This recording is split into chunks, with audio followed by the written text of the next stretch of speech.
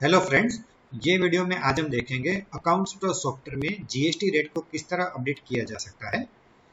इसके दो तरीके हैं।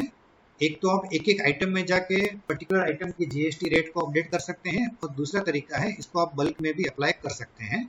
दो चीज़ें मैं आसानी से आज आपको समझाता हूँ। इसके लिए सबसे पहले आपको सॉफ्टवेयर में आइटम्स वाले सेक्शन में जाना है। आइटम्स वाले सेक्शन में जाएंगे तो आपकी जितनी भी आइटम बनी है उसका यहाँ पे आपको लिस्ट दिख जाएगा। अभी पहला तरीका कि एक एक आइटम में जीएसटी रेट को किस तरह अपडेट करें। तो यहाँ पे देखो आपको एग्जाम्पल ये सारी आइटम दिख रही है, उसमें से मैं एक आइटम पिक कर रहा हूँ, अचार मसाला 100 ग्राम।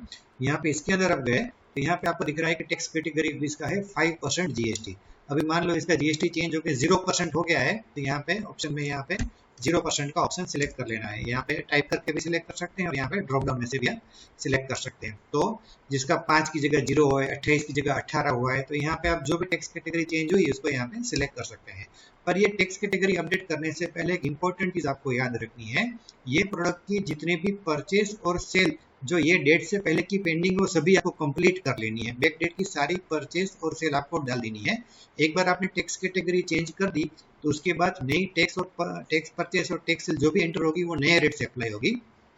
तो ये एकदम इंपॉर्टेंट काम है। रेट चेंज करने से पहले पुरानी परचेज और सेल को आपको डाल देना है। ये डाल देने के बाद आपको यहाँ पे प्रोडक्ट को सेव कर देना है। तो ये प्रोडक्ट के लिए उसका जीएसटी परसेंटेज जो है वो सेव हो जाएगा। ये पहला तरीका हो गया। दूसरा तरीका होता है कि बल्क अपडेट। मान लो आपके पास बहुत सारे आइटम है, 5000 10,000 आइटम है और एक एक में करना अगर आपके लिए मुश्किल हो रहा है तो यहाँ पे बल्क अपडेट का ऑप्शन दिया है।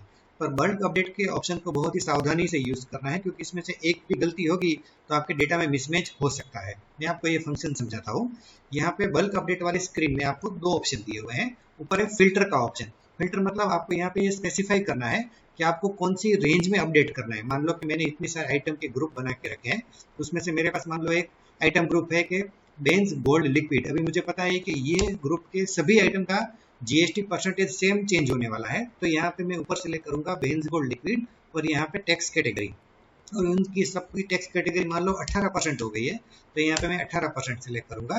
तो ऊपर ये जो है फिल्टर वाला सेक्शन जहाँ पे 5 आइटम दी है, item group, brand, HSN code, type और टैक्स कैटेगरी, इन पांचों फिल्टर को पहले आपको सिलेक्ट करना है। फिर उसमें क्या अपडेट करना है तो टैक्स कैटेगरी वाला ऑप्शन यहाँ पे आपको सिलेक्ट करना है कि जीएसटी रेट में आपको अपडेट करना है। तो यहाँ पे जो भी आपकी टैक्स कैटेगरी है वो सिलेक्ट करके यहाँ पे आपको सेव करना है।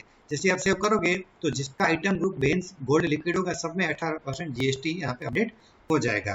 बल्क अपडेट में और एक भी इंपॉर्टेंट चीज आपको ध्यान में रखनी है। बल्क अपडेट अप्लाई करने से पहले सॉफ्टवेयर का बैकअप आपको अवश्य ले लेना है, क्योंकि अगर आपसे गलती से कुछ अपडेट हो गया, एक की जगह दूसरा हो गया, तो आपको पुराना बैकअप रिस्टोर करने के लिए काम आएगा। तो इस तरह आपको इसको करना है। दूसरे ऑप्शन भी थोड़े समझ लेते हैं। जैसे आपने यहाँ पे हमने देखा आइटम ग्रुप का ऑप्शन, इस तरह हो सकता है एचएसएन कोड। आपका कोई एचएसएन है, मान लो एचएसएन कोड है आपका 8471। ये एचएसएन कोड में सभी टैक्स कैटेगरी में मान लो 5% हो गया है तो यहाँ पे सिलेक्ट कर लेना है 5% जीएसटी। तो 8471 में आने वाली सभी आइटम का टैक्स कैटेगरी मुझे 5% जीएसटी करना है तो इसको यहाँ पे सेव कर देना है। तो ये वाले एचएसएन में सभी में 5% जीएसटी अप्लाई हो जाएगा। तो फ्रेंड्स, ये दोनों तरीके मैंने आपको बता दिए हैं। पहला तरीका था आइटम में जाके एक एक में चेंज करना और दूसरा बल्क से चेंज करना। बल्क वाला ऑप्शन सावधानी से यूज कीजिएगा। अगेन आपको बता रहा हूँ, इसमें कोई आपसे गलती ना हो वो ध्यान रखिएगा। और पुरानी जितनी भी परचेस और सेल है वो जीएसटी रेट चेंज होने से पहले डाल दीजिएगा। रेट चेंज होने के बाद नई परचेस और नई सेल आपके नए रेट से ही एंटर होगी। सो फ्रेंड्स, ये वीडियो में आपको समझ में आ गया होगा सॉफ्टवेयर में ये सारी सेटिंग किस तरह करनी है। अगर कुछ भी कंफ्यूजन हो तो आप हमारे सपोर्ट सेंटर में कॉल कर सकते हैं और ये सहायता ले सकते हैं।